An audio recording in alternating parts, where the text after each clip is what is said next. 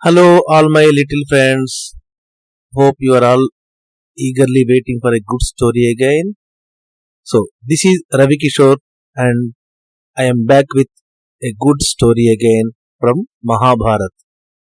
So, let's close your eyes, listen carefully, focusing on the story, and try to understand. In the age of kings and kingdoms, about 5000 years ago, in the ancient India, there lived a man whose strength could shake mountains, who could lift the elephants like toys, whose rage could tear through armies, whose heart was as vast as his power. This is the story of Bhima, the mighty second Pandava, the son of Vayu, wind, brother to king, and a warrior whose name thundered across the heavens. Bhima was born of wind god Vayu. His childhood name was Vrukodara. He earned the name Bhima because of his fearful acts. From the moment he entered the world, it was clear that he was no ordinary child. He wrestled wild animals with ease. He could lift boulders larger than carts. His laughter echoed like thunder through the forests of Hastinapura. But strength alone is not what made Bhima the special person. He was fiercely loyal to Dharma, to his family, and to his elder brother Yudhishthira, whose word he would follow as law. And he held a deep, unshakable love for Bhagavan Krishna, who became his guide and companion through the great journey of life. But not all was peaceful in Hastinapura. The Kauravas, their cousins, grew jealous of Pandavas, especially of Bhima. Duryodhana, the cunning and cruel, feared Bhima's strength, and so one day he hatched a dark plan. At a riverside feast, Duryodhana tricked Bhima into eating food laced with poison. When the poison took hold, Bhima collapsed and was thrown into the waters, his mighty body sinking beneath the currents. It seemed all was lost.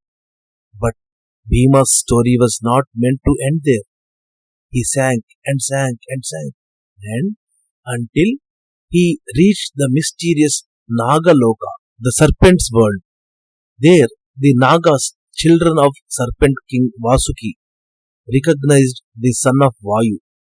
They healed him with their sacred nectar, restoring his life, and then they gifted him something incredible, the strength of 1,000 elephants. When Bhima returned from the depths, he was no longer just a strong man, he was a force of nature. So he came back to Hastinapura. Sometime later, all these Pandavas and Kunti, they were sent to a forest to visit a village, and because of a burnt house, they were forced to flee in the forest. All the Pandavas and Kunti were walking through the forest in the night. All the Pandavas were resting. Bhima was protecting them. Then came a terrifying demon named Hidimbasura, who hunted humans for food.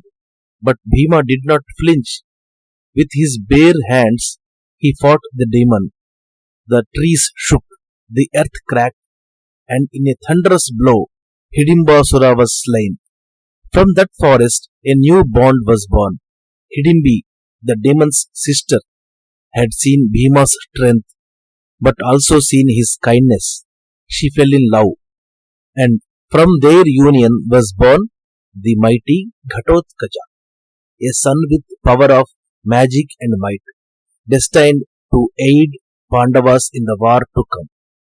But Bhima's battles were far from over. In the village of Ekachakra, a terrible demon named Bakasura terrorized people, eating them one by one every day. The Pandavas, disguised in exile, heard the cries of the villagers. Without hesitation, Bhima took it upon himself to stop that monster. When the demon came to devour his next victim, he found Bhima waiting. Bhima took all the food that was for Bakasura and he ate himself and happily sleeping. Then Bakasura found Bhima. They had a big fight. It was a storm of fury and courage. Bhima lifted the demon, spun him through the air, and smashed him into the earth. The ground shook like anything. Bakasura was no more. The villagers were saved, and the legend of Bhima grew. Through it all, Bhima remained devoted to Dharma. Through fears in battle, he bowed to his elder brother Yudhishthira's every decision, even in exile.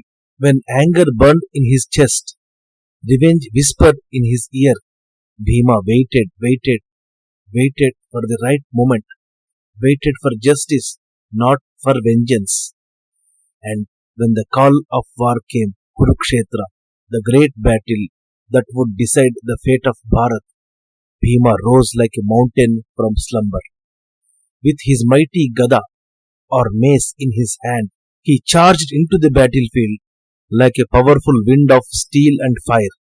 He brought down warriors, chariots, and elephants, but there was one oath he had made, one promise that burned in his soul, to kill every last one of the Kauravas, and he did. With his terrifying strength and fury of Dharma, Bhima killed all the 100 brothers of Duryodhana, one by one. In the final battle, he faced Duryodhana himself. The duel was fierce, but with Bhagavan Krishna's guidance and in the name of Dharma, Bhima struck down the enemy of Dharma, breaking his thigh and ending the evil reign. But Bhima was more than a warrior. He was a brother who stood firm even when fate was cruel, a man of action, yet with a heart that beat for justice. He never craved of thorn nor glory. He sought truth, protection of the weak, and loyalty to those he loved. His love for Krishna was deep, unspoken, eternal. He didn't worship with words, he worshipped with his action, with his courage in battle, with silence when insulted, and with fire when Dharma was threatened. And when the war ended, when the dust of Kurukshetra had settled and peace returned, Bhima remained the same, unshaken, unwavering, unbroken. So, if you hear thunder rumbling across distant mountains, if you feel the ground tremble with quiet power, it may be the echo of Bhima's footsteps, the reminder that the Dharma needs strength, and the strength, when used for Dharma, is a blessing to the world. It's time to sleep now, dreaming of strength, courage for Dharma, knowing that heroes once walked on this earth, and Bhima was one of the greatest of them all. Good night. Shubharatri.